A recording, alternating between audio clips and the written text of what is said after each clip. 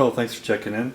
Today I'll be looking at an older and rare game out there based on a great novel universe of Anne McCaffrey. It's the Dragonriders of Pern, and the art is by the renowned artist Tim Hildebrand. And it's got a prologue short story written by Anne McCaffrey specifically for this game, and that's always great to have that tie into the universe. It's great that it's authorized by her.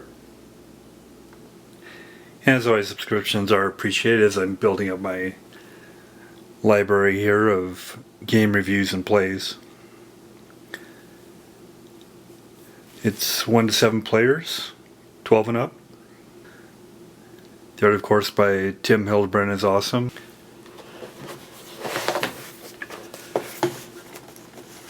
Dragonriders of Pern, lead your Weir to dominance in the struggle to protect and unite Pern. The credits, again, prologue by Anne McCaffrey, thread fighting, tactics and organization by Todd Johnson, full color map of Pern's northern continent, painted by Tim Hildebrand, with all weirs, craft halls and holds, major and minor shown. Full color pictures for the Weyrleaders, Weir women, lord holders, and craft masters, painted by Robin Wood. It's got rules for 1 to 7 players. So it's nice when it has solitaire rules. It has basic rules and then also advanced and solitaire rules. Some more credits here. Design, Sam Lewis. Development, Darwin P. Bromley. Design consultant, Todd Johnson. Playtesters. Illustrations, cover of Dragon Quest 1971, Michael Whalen. Board 1983, Tim Hildebrand. Map 1983, Anne McCaffrey. Personality illustrations 1983, Robin Wood.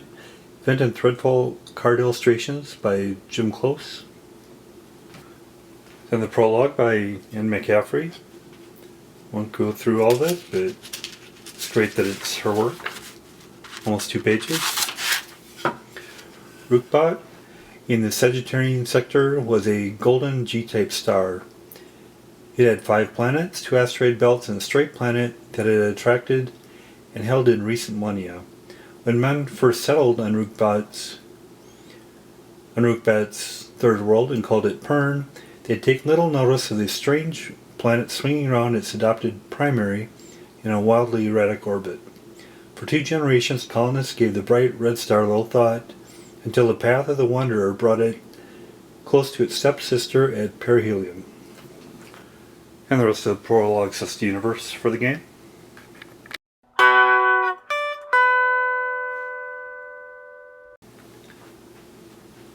And the components. A couple sets of rules. There's the basic rules. 4 pages of the basic rules. Then you have advanced and solitaire rules. 12 pages.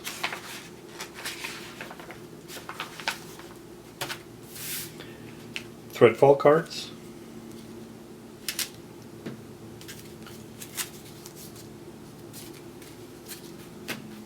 Event cards.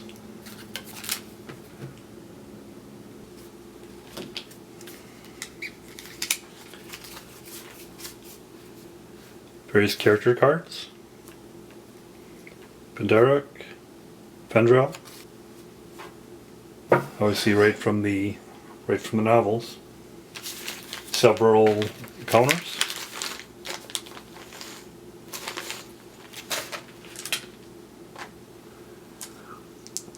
2 white 6-sided dice, 1 red 6-sided dice, and the red is a little bit bigger than the others. Then this interlocking map.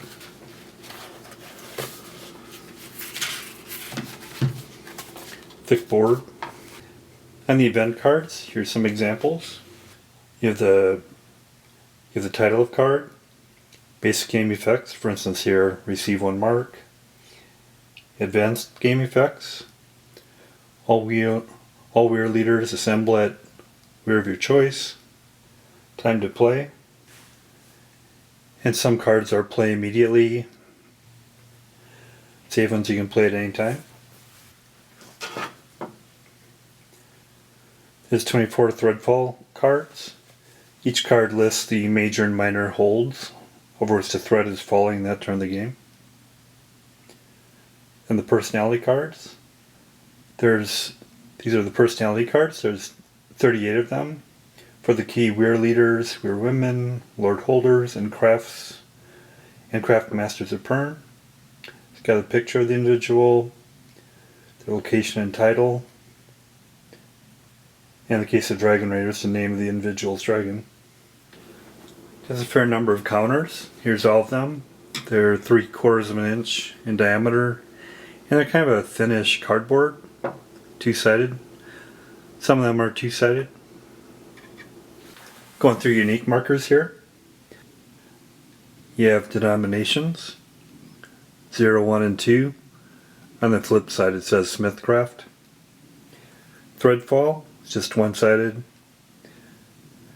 Borrowed thread, just one-sided. Flights, here you have the flights. Full strength, and then flip side is reduced strength in different colors for the different groups. You have Journeyman, and on the flip side is their name shown there. And then Harper, flip side has their name. And for the 6 different groups, you have the Weyrleader and Weyrwoman for each, as stated in Anne McCaffrey's work. And the 2 and the 1 are the maximum bids for them. And on the flip side you have their names. And then the Lord Holders, symbols on the front, and on the back their names. For instance, Senegal Southern Ball, and it's the maximum bid shown there. That's all the unique counters. Here's the map. Art is well done, of course. And it's 19 by 22 and a half. It's these rigid, these nice solid interlocking boards.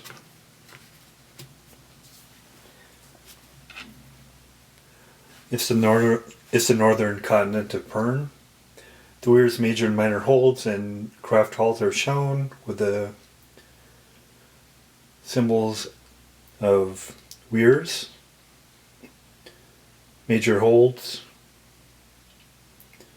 minor holds, and craft halls. Each Weir is responsible for protecting 7 major and minor holds from threadfall. The 7 holds are said to be bound to the Weir and are identified by the Weir's color. The rules, I'll just go through them at a high level and then show them in play. So you have the basic rules here. Dragonriders of Pern presents the struggles among the leaders of the 6 different Weirs. To be recognized as the leader of Pern, each player vies with the others for the support of the Lord Holders while simultaneously keeping Pern free of thread. For the basic game, the object, and there's a basic, advanced, and then solitaire game. For the basic game, the primary goal of the players is protection of Pern from the ravages of thread. If the northern continent of Pern, which is represented on the board, has been so threaded that it cannot support life, then all the players lose along with the planet of Pern. If the players are successful in fighting thread, the player with the most allied Lord Holders is the winner. Thread is a space-traveling spore cast off by the Wandering Red Star whenever it gets near enough to Pern for the spores to breach the gap. Normally this happens once every 200 turns. A turn is the Pernese equivalent to a year, and lasts for 50 years. As spores encounter the atmosphere, they stream out to avoid incineration and to reduce speed. This tactic gives it the characteristic thread appearance. On contact with the ground, the thread will burrow to gain a good root in the earth. Unchecked, the thread could suck soil dry of all nutrition and rapidly turn it into a dust bowl. thread will either sear its way through any flesh contacts, it drowns in water, freezes in exceptionally cold weather, and is ineffective against solid rock or metals. Summary of play. To begin each turn, the first player designation passes from the first player in the previous turn to the player in his or her left. Will then be the first player for this turn. All players beginning with the first player in a clockwise order each draw one event card, and the effect of any play immediately cards is determined. The players then proceed with the first alliance phase. Each player starting the first player and continuing clockwise places Weyrleaders and Weyrwomen on the major holds to attempt alliances with the Lord Holders. All players bid simultaneously. Alliance attempts of the first player, then the others, in clockwise order, are resolved. Then second is the thread fighting phase. The first player draws a threadfall card, and a threadfall marker is placed on each hold listed on it. Players begin attacking the falling and borrowed thread by placing flights, Weyrleaders and Weyrwomen at the threatened holds. Players issue invitation to the other Weyrs to help in fighting thread, beginning with the first player and continuing clockwise. Falling and borrowed thread is fought. Undestroyed borrowed thread spreads to adjacent holds. At the end of the turn, each Weyr that successfully fought thread is awarded marks. The players may then rebuild damaged flights. All flights, Weyrleaders and Weyrwomen, are returned to their respective Weyrs. Flights grounded by injury are removed from the map. And victory conditions. The game continues until the end of the first turn, in which all Lord Holders are allied and no borrowed thread remains on the map. The player with the most allied Lord Holders wins. If at the end of any turn 10 holds have borrowed thread markers on them, the game automatically ends and all players lose. And then there's the advanced and solitaire rules. I'll be doing the advanced game. Advanced game. The player options are greatly expanded. Players can use timing and thread fighting. Players control not only Weyrs, but can also use their allied Lord Holders in alliance attempts. One player can even be the Harper. The advanced game uses all the rules from the basic game, in addition to the ones shown here. The summary of play is the same as in the basic game. Then event cards used in the advanced game. Hatching, Wedding, Dragonrider Conclave, Lord Holder Conclave.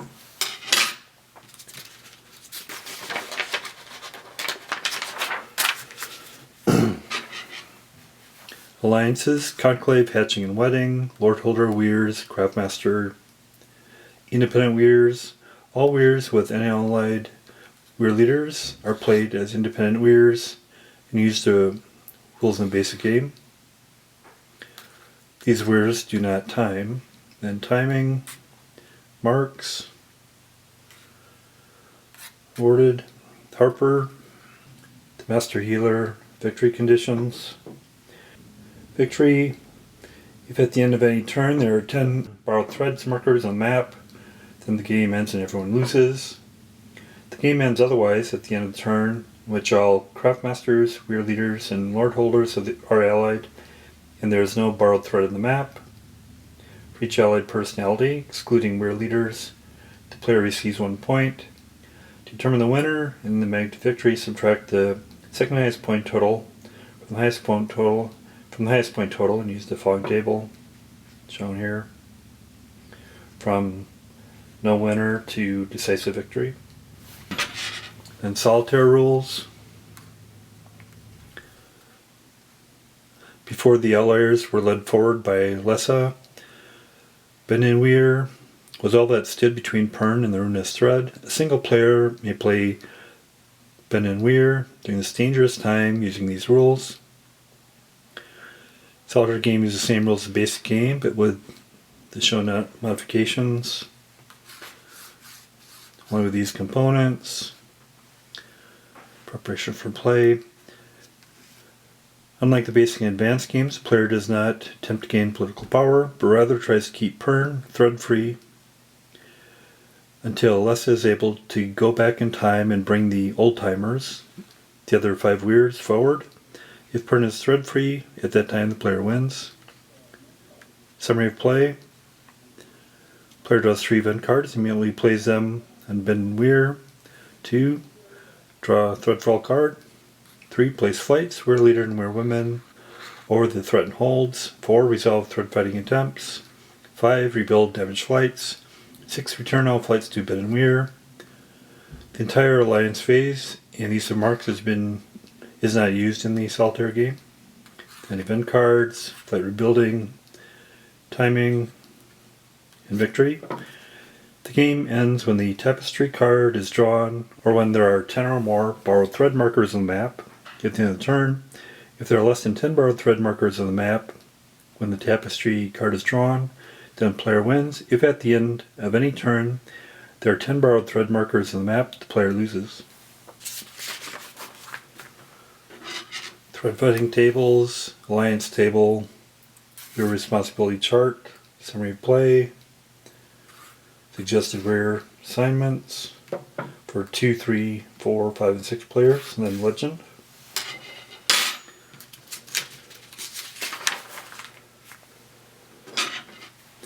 The thread spreading diagram, thread fighting tactics and organization.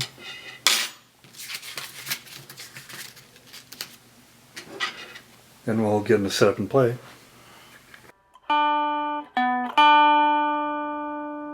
Here's setup. I'll be doing the advanced game with 3 players, and 2 players will be controlling weirs and the other will be controlling the harper. And because of that, I'll be using all the components. First setup, shuffle all the event and threadfall cards and place them there.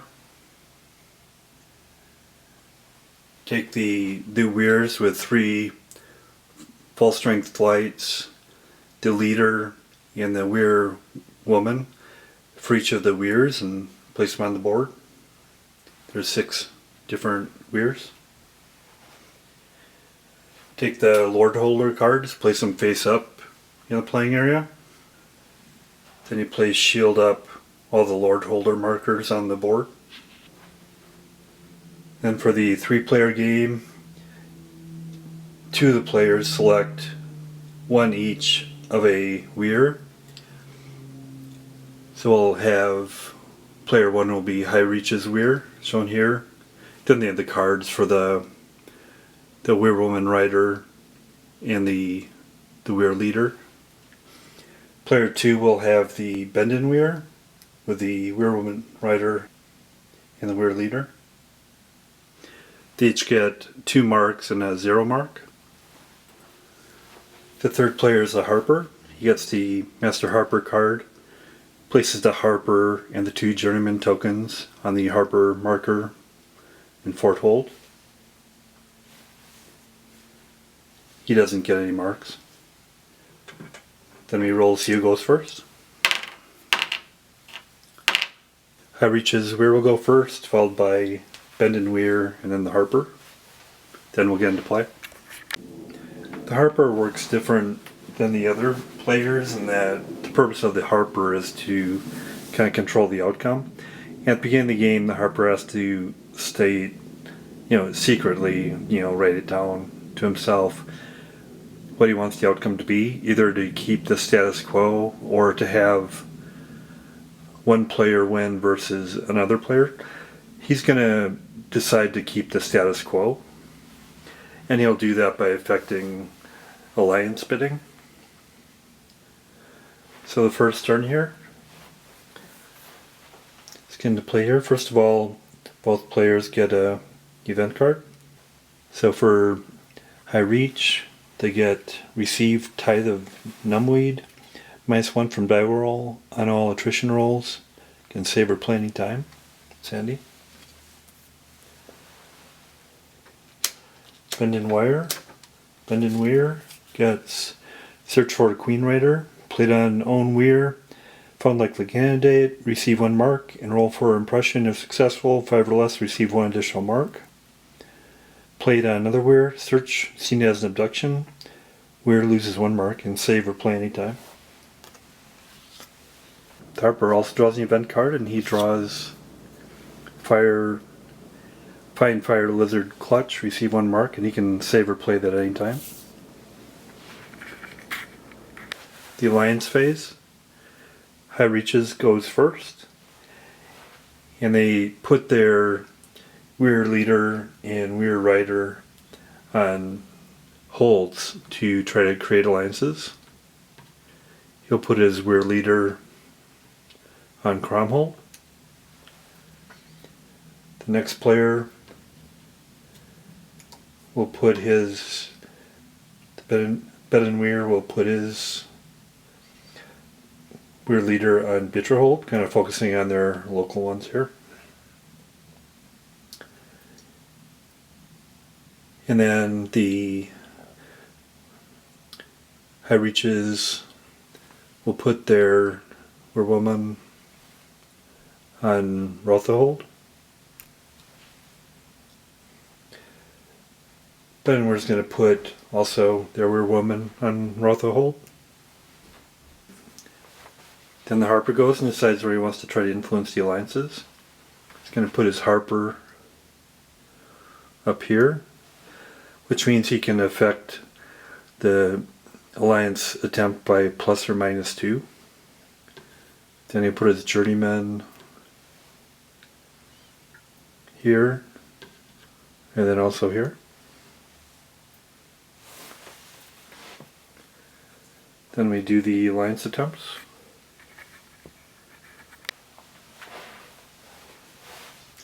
Then for their bidding, they secretly put down their marks, which is either 0, 1, or 2. If they have a Weyrleader there, they can bid up to 2. If they have a Weyrwoman, they can bid up to 1. They can also put 0. So let's go through and resolve this. Up here, High Reaches will bid 1. So they'll get to try that alliance attempt. It's one of the highest bidder gets the alliance attempt. Over here, Bitterhold. Bendenmeer bids 1. And then on this, the other one that has bidding going on, High Reaches didn't bid any, but Bendenmeer bid 1, so I'll get the alliance attempt. And for the attempts, you go to the alliance table.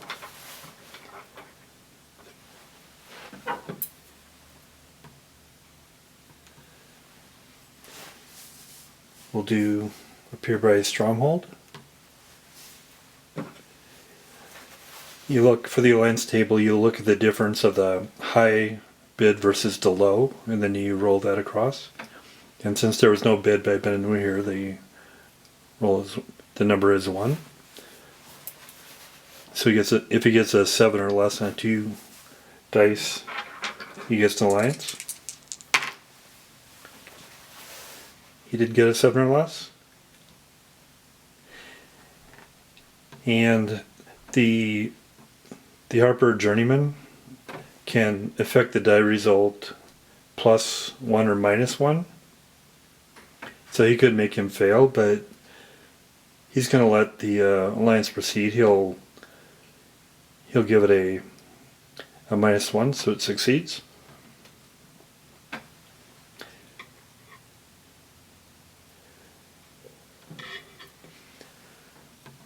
So Cromhold is a alliance now of High Reach. Since they get that alliance, they'll take the Lord of Cromhold and put over here to indicate that they're allies now, and they lose that mark that they bid with. Check over here on Beecherhold.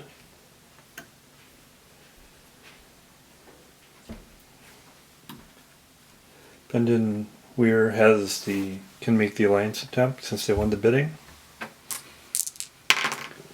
7. Again, they win with that, but the journeymen can go plus or minus to either them succeed or fail. And since they're trying to balance things out, they'll let them win this one, so they'll go -1. And then they become an alliance with Beach or Hold.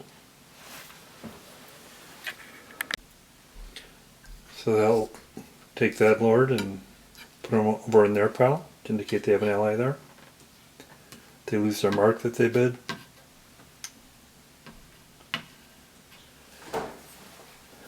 And then lastly, we do the attempt over here, and Bendon, Weir won the bidding there,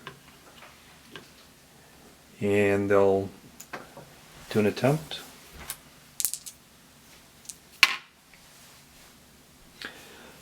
I'm getting a lot of 7s. 7 again, and he can do plus or -2. And he wants to balance things out, so he doesn't want them to win. So he'll make it +2, so it's 9, so they fail. He loses his mark. He gets a 0 mark back because they don't expend anything. And that's the end of the alliance phase. Now the Threadfall fighting phase. First player draws a Threadfall card.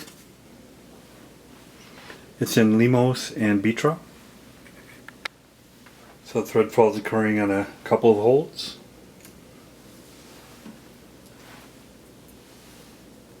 Happen to be both in the same general location.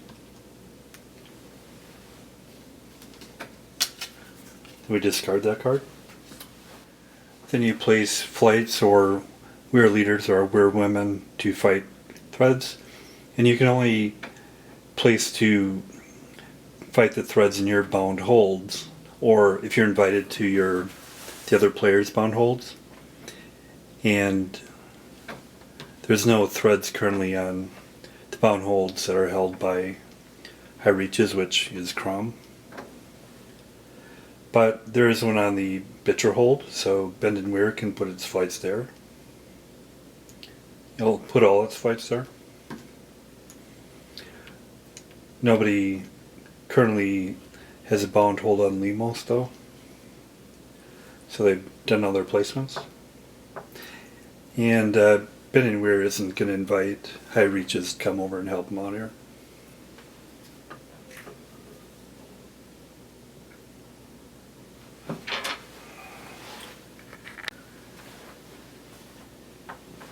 In the Threadfall, you see if there's destruction, then you see damage.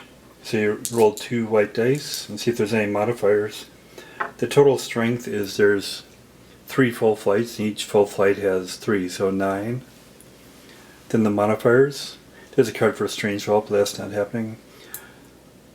For each additional full strength flight above 1, you subtract 1, and I have 3 full strength flights, so it'd be a -2. Group is of the Weyrleader or Weyrwoman? No. Queen Dragons lay large clutch? No. Threadfall Unpredictables card? No. I'm not using timing. Timing is an option you can use in the advanced game, where you can, instead of dragons going instantaneously, there's some timing, forward and backward timing you can use, but I'm not going to be doing that. Fighting Burrowed Thread. Burrowed Thread is after it's landed successfully, it burrows into the ground, but it's not burrowed yet. Or Queen Dragons lay small clutch. So none of that except for the -2 for the full strength. Then you roll 2 dice. 7. -2, so 5.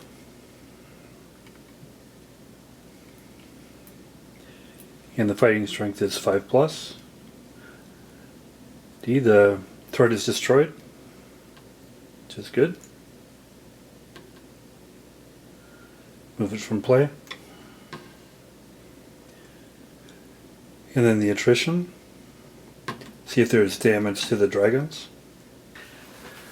The flights are groups of dragons. Then you do an attrition roll to see if the dragon flights are damaged in any way. Well, the red die, and you apply the same modifier that you did for the thread destruction table, so it'd be a -2 on the roll. 3, -2, 1. Fighting strength is 5+, so fortunately no damage.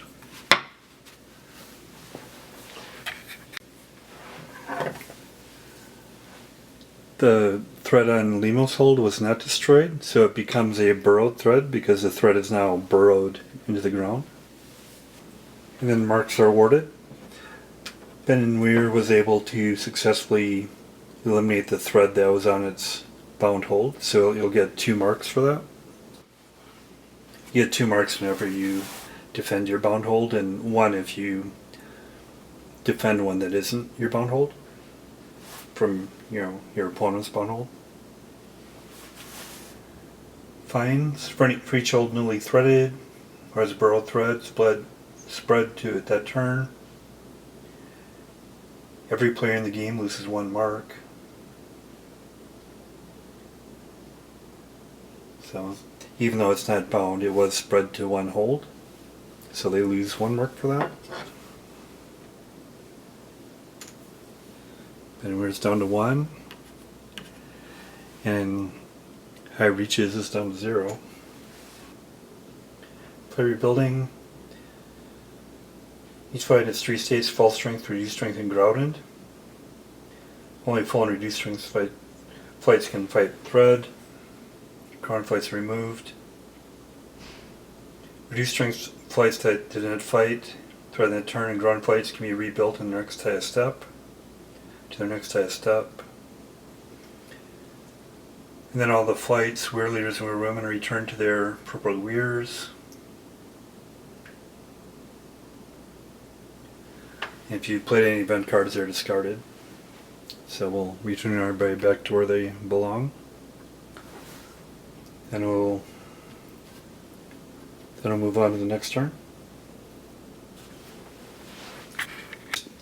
Then we start this next turn. We draw event cards.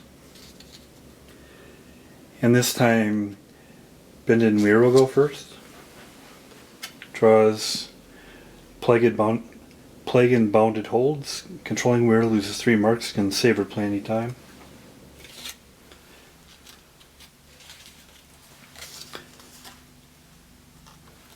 Harper. Cold Snap to the north. Thread falls at high reaches hold. Crumb hold and Beecher hold are nullified. Does not affect borrowed thread. Play immediately. Okay. And so do that immediately. There's no thread falls at high reaches hold. No crumb hold. Beecher hold was already defeated. So doesn't affect any.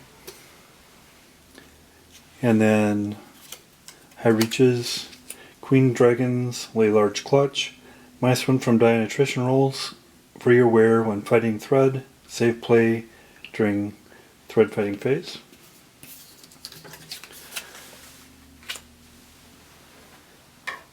Then we go to the alliance phase. And we'll go first. Going to make a bid to get Limos hold.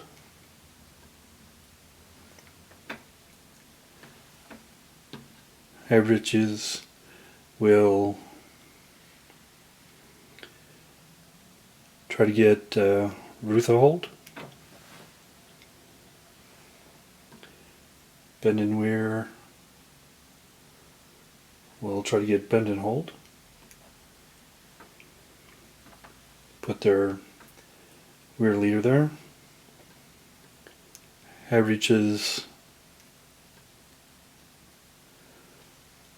will try to get Nabal hold.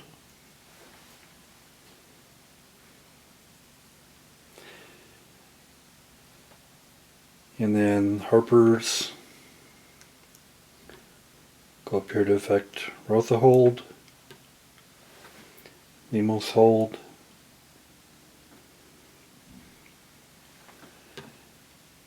And Nabal hold. do the bidding. They don't have much. It's secret what they have, but he's got 0, and then we'll probably figure out he only has 0, but he'll still act like he's bidding.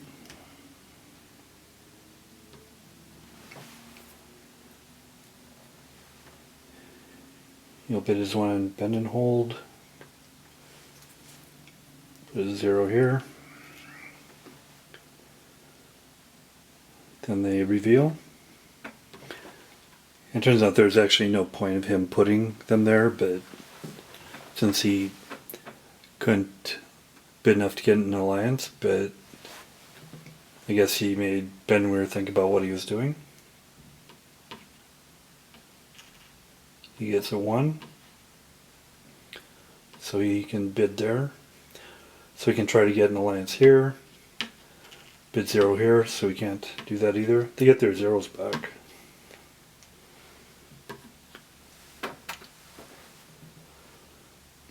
The only alliance attempt is here. And the Harper doesn't have any here, so he can't affect it. So he won't have any effect on the alliances this time. Rolls on the alliance table. And he doesn't have any modifiers that can affect anything. 10. The alliance table, it's 1.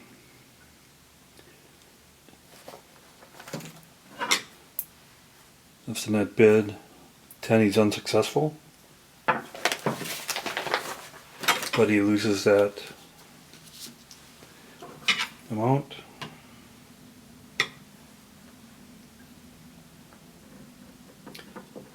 Then we go to Threadfall.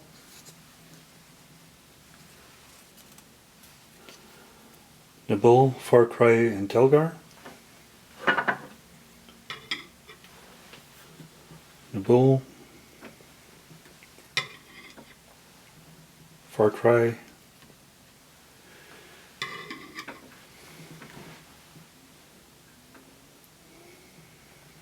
Telgar. And there's also a burrowed over here.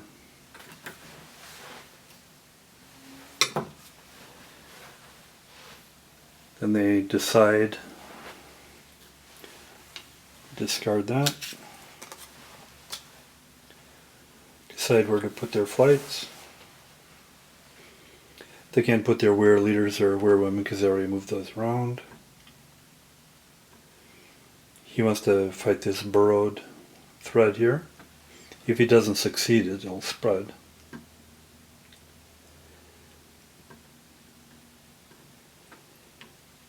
And that's the only hold he's controlling that has a thread in it. So he'll just put all of them there.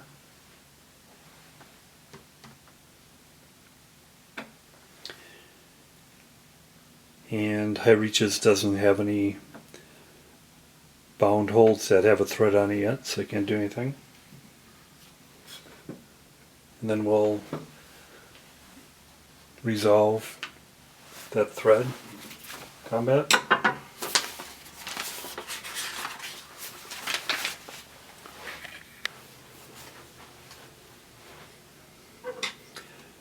And Ben and Weir hasn't invited High Reaches to come over and help them, so they're not going to. And High Reaches could help them by using the Queen Dragon's Lay Large Clutch, which should let them take a -1 from their die roll, but they don't want to help them out. Save that for themselves. They don't have any other event cards that could help in the battle.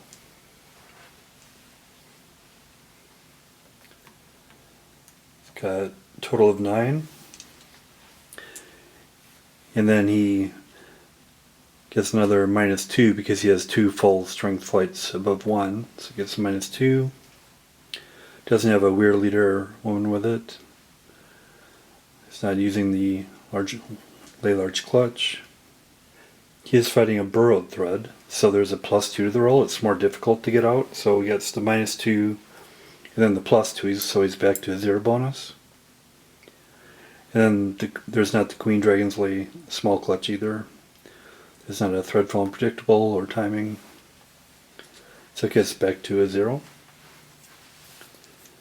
Then you roll 2 dice. 8. Fighting strength is 5 plus. It's destroyed. Remove that broad thread. See if there's any attrition. 5. And again, you apply modifiers. It was -2 and then +2, so it's back to 0. Fighting strength is 5 plus. On a 5, he loses 3 steps, which is pretty significant. So if he loses 2 steps on one, it's grounded, but he'll just take 1 step off of each of these. So flip him over.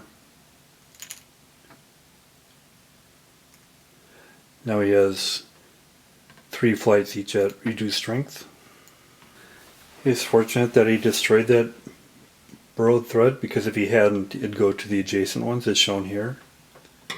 You'd have had a burrowed thread show up in Bitra, as well as Fork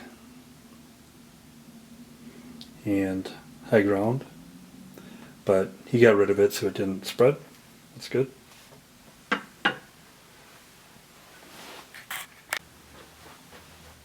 Then the independent words go. They'll be going against this thread fall. So you have to have a Weyrwoman or Weyrleader accompanying thread fall. I'll have this flight, the Weyrwoman.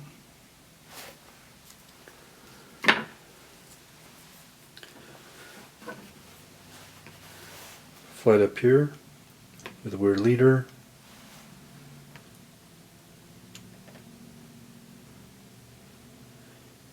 You'll go here with the flight. She'll go here with the flight. Similarly, they'll go against this thread. Against this thread.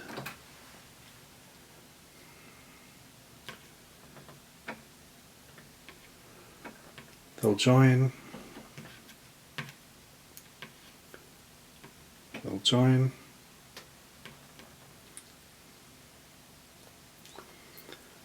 Let's see how the battles commence. And then you battle normally.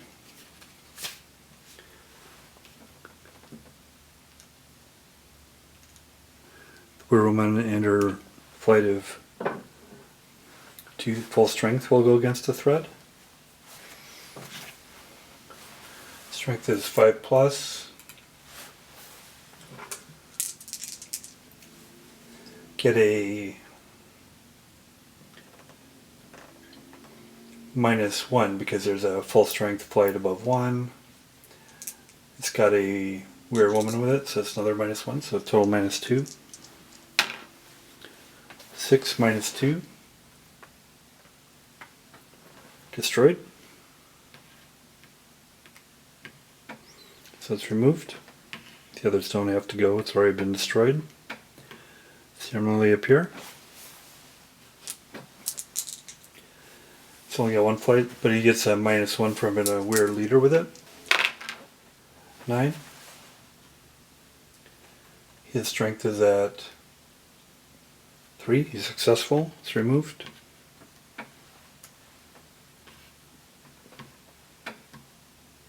Weyrwoman with 2 full flights. -2 total.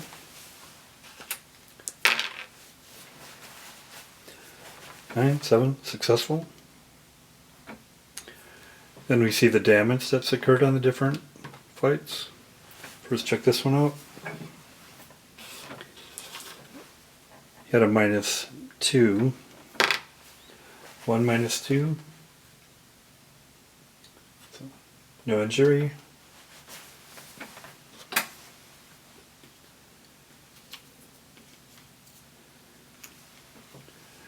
And he had a -1 on that. His total strength was 3.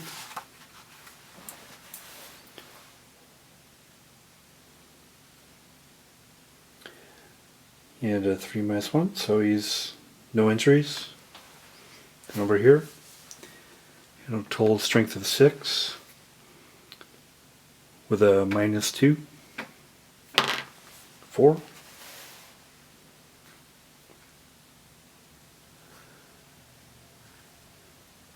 -2 is 2, so 1 damage.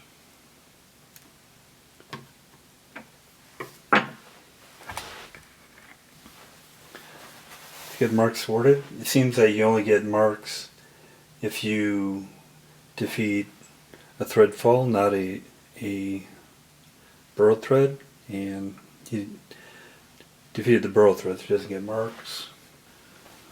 Hopefully that gives you some sense of the play.